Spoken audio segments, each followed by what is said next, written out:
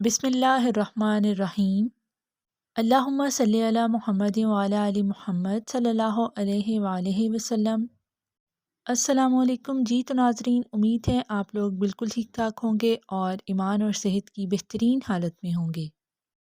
دربار مصطفیٰ صلی اللہ علیہ وآلہ وسلم وہ واحد بارگاہ ہے جہاں عشق کو بھی باادب ہونا پڑتا ہے۔ ٹائٹل آف دا ڈے: 1965 کی جنگ میں پاک فوج کے درود پاک پڑھنے کا واقعہ۔ 1965 کی جنگ میں جب بھارت نے سیالکوٹ کے محاذ پر شرمن ٹینکوں، توپوں، بہت ساری گاڑیوں اور خود کار ہتھیاروں کے ساتھ حملہ کر دیا تو ایس اے زبیری کا بیان ہے کہ مجھے حکم ملا اللہ پاک کے سہارے دشمن پر حملہ کر دوں۔ اسی چیز کو مد نظر رکھتے ہوئے میں اور میرے ساتھیوں نے صرف 4 ٹینکوں کے ساتھ درود پاک پڑھتے ہوئے دشمن پر حملہ کر دیا۔ بس ہمارے دیکھتے ہی دیکھتے دشمن کے شرمن ٹینک آگ کی لپیٹ میں آ چکے تھے اور جس غرور کے ساتھ دشمن نے حملہ کیا تھا وہ خاک میں مل گیا۔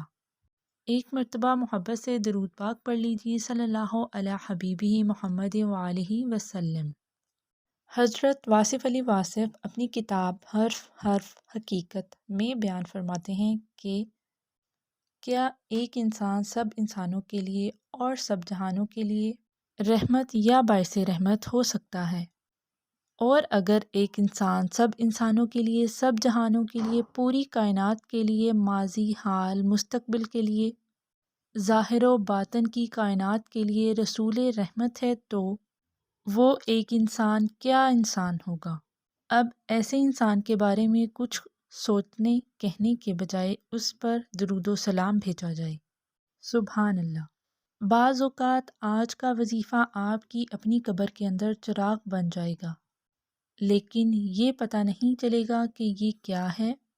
اس وقت یاد آئے گا کہ یہ روشنی کہاں سے آئی ہے اور وہ کہیں گے کہ وہ جو درود شریف آپ پڑھتے تھے اور کہتے تھے کہ یہ بے اثر ہے، اب یہ درود شریف کی تاثیر ہے، اس لیے نیکی کبھی ضائع نہیں جاتی۔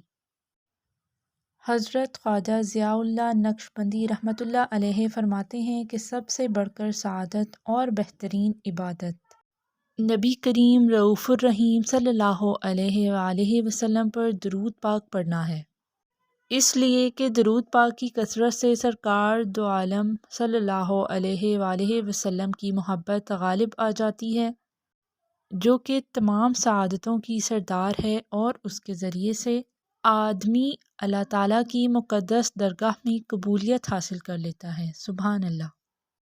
اللہ پاک سے دعا ہے کہ وہ ہمیں ادب، محبت اور کثرت سے درود پاک پڑھنے کی توفیق عطا فرمائے۔ آمین یا رب العالمین۔ اس خوبصورت دعا کے ساتھ مجھے اجازت دیجیے۔